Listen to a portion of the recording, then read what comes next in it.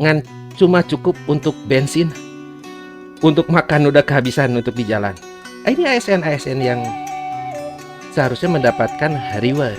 Baru nyampe di rumah, baru bisa angkat telepon dari saya. Baru sekitar mungkin berapa menit ya, 10 menit, 15 menit telepon dengan saya. Harus balik lagi kemana?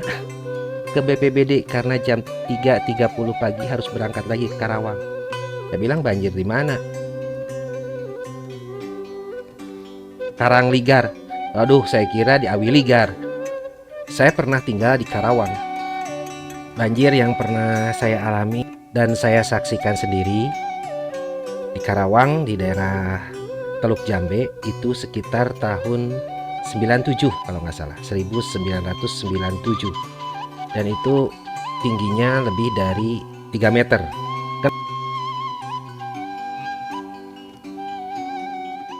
Melihat Pak Gubernur Kang Deddy Mulyadi turun ke Karangligar di Karawang karena banjir langganan. Itulah salah satu kenapa di dalam video sebelumnya saya katakan saya marah-marah. Setiap yang namanya kajian risiko bencana, pemetaan risiko bencana, tidak menjadi kebijakan teknis yang dilakukan perbaikan untuk pencegahannya.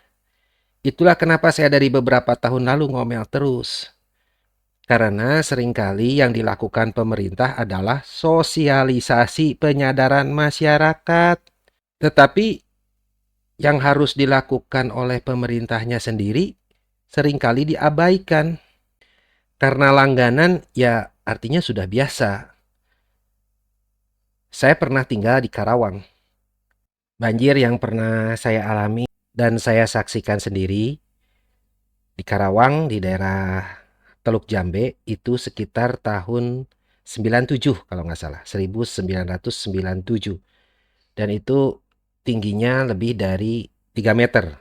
Kenapa saya tahu? Karena pada saat itu saya bekerja di salah satu perusahaan yang ada di perbatasan Karawang dan Cikarang. Dan saya dulu tinggal di dekat rumah sakit umum daerah yang sekarang sudah pindah pas di pinggir Citarum tuh, Sungai Citarum. Dulu saya pernah ngalami Karawang itu benar-benar langganan banjir itu daerah sana. Jadi dari tahun 97 saya melihat sendiri ketika banjir naik saya buru-buru pindah kos pada saat itu. Menjauh. Jadi aman saya nggak kena. Pernah menyaksikan yang namanya Teluk Jambe itu terendam sampai atap. Tapi yang menjadi miris buat saya adalah yang datang dan mengawal Pak Gubernur di sebelah. Yang baju oranye itu. Saya ngomong di dalam video saya yang namanya Pak Baim. Bambang Imanudin. Saya kadang-kadang kalau nyebut ke Pak Baim ini Pak Haji Bos Pengairan. Atau kadang-kadang Nuk Koyot. Dangges Koyot. Edan gitu. Satu lagi yang nggak saya lihat. Nih orangnya. Yang saya sebut Ebet Nugraha. Dari minggu lalu saya tuh susah telepon sampai saya ngomel-ngomel ke Pak Baim. Itu si Ebet kemana? Oh, dari mulai longsor, banjir bandang Sukabumi, itu kesana kesini tuh. Minggu lalu susah ditelepon dalam perjalanan ke Tasik, ke Karawang, ke berbagai tempat.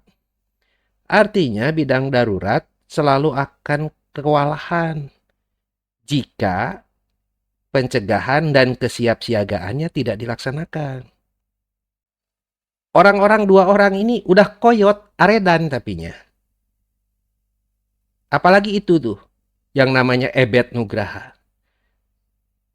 Pada saat kebakaran TPA Sarimukti, udah kecapean, pulang tuh. Itu di akhir 2022. Pakai motor, mau ke kantor pagi-pagi. Mungkin karena saking capeknya, ngantuk dan menghirup udara yang mungkinan beracun dari hasil asap terbakarnya berbagai macam sampah yang di TPA Sarimukti, kecelakaan tuh. dan akhirnya harus dibawa ke rumah sakit.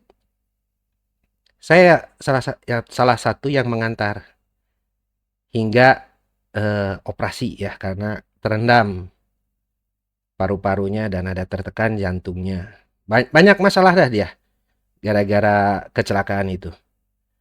Nah, itu yang saya katakan juga atasannya tuh ya, gara-gara saya sering pakai ikat, diomongin, nggak ke Cakra aja tuh katanya minta diobatin. Nah, itu orangnya itu. Juga ketika di Sukabumi, saya sampai ngomel-ngomel itu ke Pak Baim, itu si Ebet kemana itu? Jangan sampai eh, kehabisan napas itu dia. Karena pada saat akhir 2023, saya bersama tim di bulan Desember ke Ciamis untuk memonitor ada penebangan hutan di sana, ada potensi longsoran. Kita datang ke kepala desa yang kebetulan juga kepala desanya adalah Pimred dari Sergap Ribon. Ebe tuh tadinya harusnya ikut, tapi karena tugas untuk eh, Nataru ya, dia ke arah Bogor keliling dengan timnya.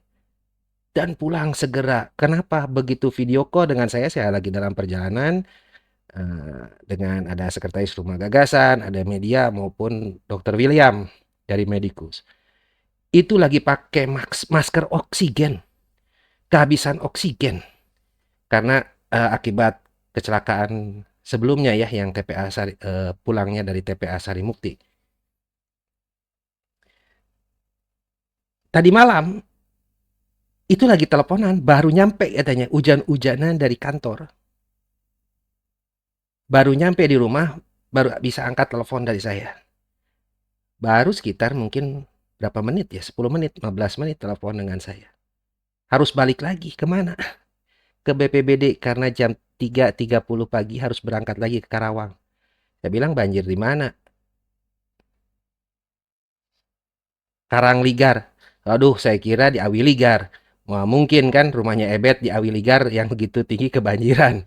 Nah, itu dua orang aki-aki koyot yang ASN pada gila menurut saya itu. Ini yang berdedikasi. Malah juga seringkali mempertaruhkan keselamatan jiwa. Bahkan ini orang-orang yang saya katakan di video sebelumnya, ngan cuma cukup untuk bensin, untuk makan udah kehabisan untuk di jalan. Ini ASN-ASN yang seharusnya mendapatkan reward dan punishment bagi yang tidak berkinerja. Juga ini adalah beberapa dua orang ini contoh dari contoh korban dari sekian banyak korban yang tidak bisa naik jabatan akibat sistem meritokrasi yang ada di Jabar. Ada lihat video saya sebelumnya. Kenapa saya mau bongkar? Banyak ASN-ASN di Pemprov Jabar yang baik, berdedikasi. Bahkan seperti dua orang ini ya, meskipun ada yang lain yang tidak sempat saya angkat, itu berisiko keselamatan jiwa. Tapi rewardingnya dan kesempatan dia untuk jenjang karir terhambat gara-gara sistem yang ada, yang dikuasai oleh tanda kutip, Anda tahu kan maksud saya?